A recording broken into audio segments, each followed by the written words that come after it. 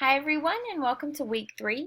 I want to start off by apologizing for taking so long to get your grades up for week 1, but they're there now, and week 2 will be much quicker. I should have those up by Wednesday at the latest, so be on the lookout for those.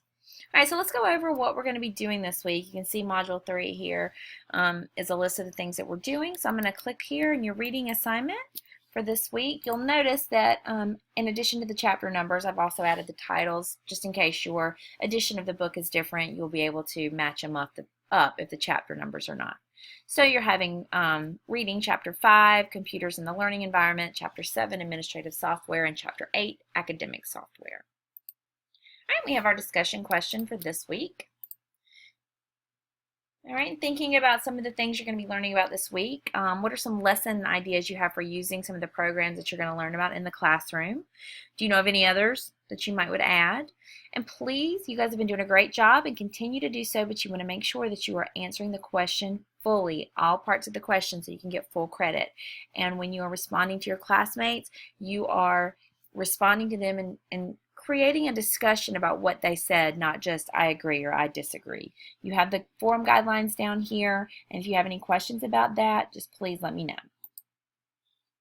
All right, so you're going to be creating a personal timeline. This is going to be due on Wednesday. You have your instructions here.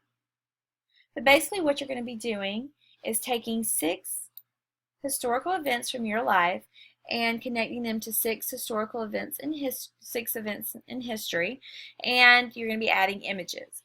So you can use Mind42, which is a online mind mapping tool. You could also use Prezi, or if you know something else, you can use that.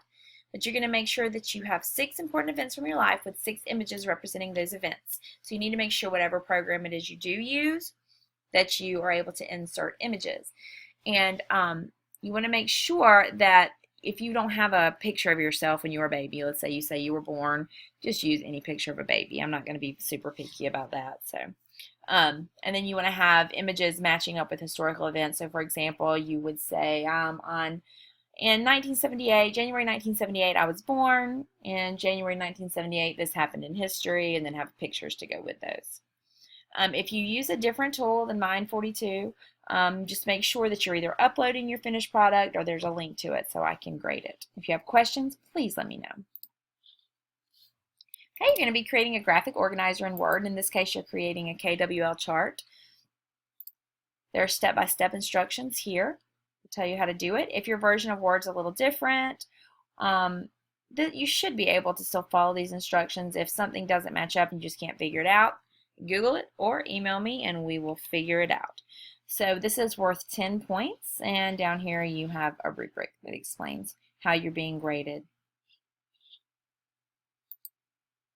All right, you're also going to be doing an Excel data spreadsheet.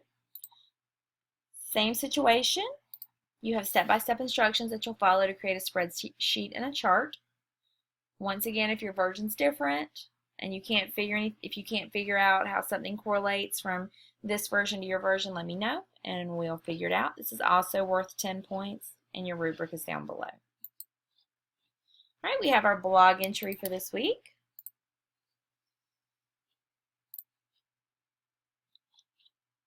All right, and it's talking about, should teachers understand and be familiar with every part of the productivity suite that they are given. Usually teachers are given Microsoft Office, or maybe it's Google Drive if you're a Google school. Should you know how to use all of the programs in that suite? Why or why not? And there is something in your book about this, like a kind of a counterpoint, so you might want to read that first before you answer.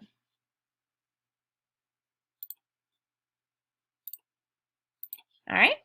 And then finally, we have our lesson plan. First lesson plan due this week. Our first technology integrated lesson plan is due on Sunday, and this is worth 50 points. There's a rubric as always. You can see how you'll be graded.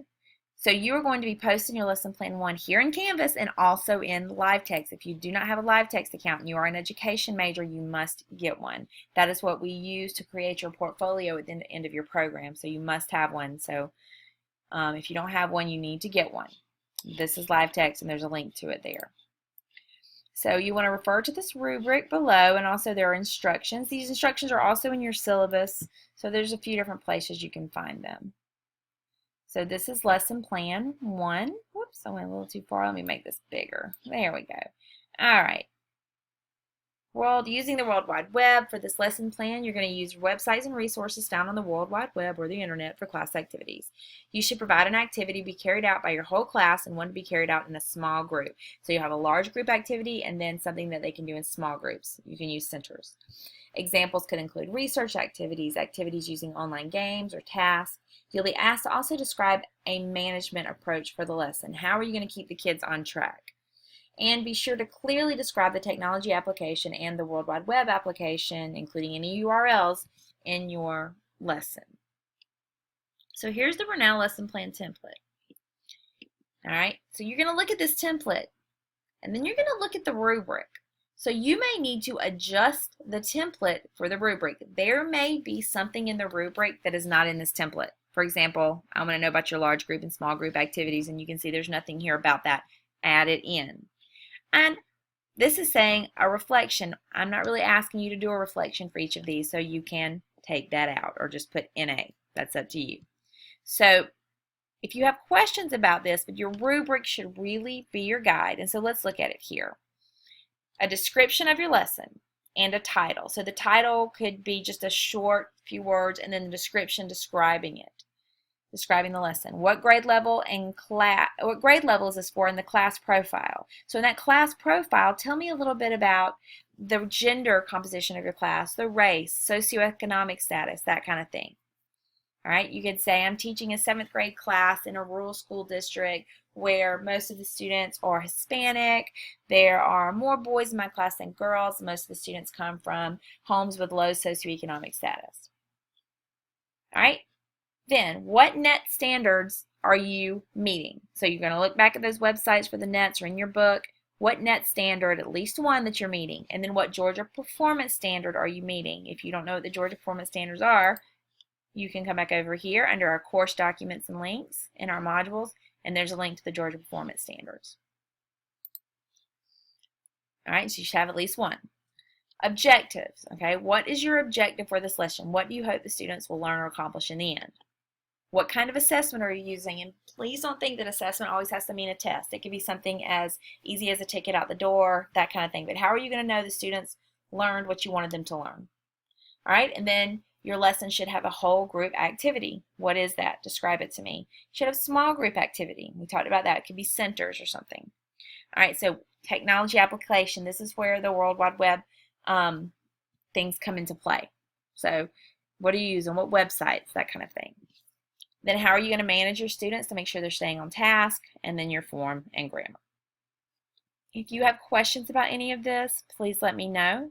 But this rubric's pretty detailed, so hopefully you'll be able to use it along with the Brunel lesson plan template to get exactly what you need. And like I said, those are also in your syllabus. Don't forget, you definitely need a LiveText account. You need to be turning your lesson plans in both LiveText and in Canvas. Okay, so I do want to take 1 second, and I'm going to pull this up for you, and I'll put the link if you don't know about this. Because you are a student at Brunel, you are able to get Office 365 for free. So if you don't have Microsoft Office Suite, this is how you can get it. So I'm going to put this web address right now in our course links and documents, but this is how you sign up just using your Brunel email address, okay? And you can download Office 365 with Word, Excel, PowerPoint if you don't have it already. All right, so this is it. I'm going to go back over here to our course documents, and I'm going to add this for you right now so you'll know it's there.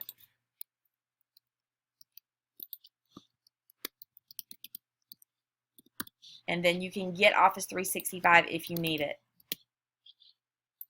All right, so here it is. It's on the course documents and links, so if you need to do that, and that can help you with this week as well. All right, guys, so this is it for week 3. If you have questions, let me know. I'm here for you. And if we need to meet, we can do that in Canvas.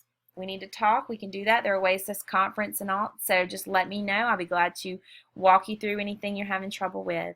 I hope everything is going well and you guys are getting something out of this course. If you have questions or concerns, please let me know. Have a great week.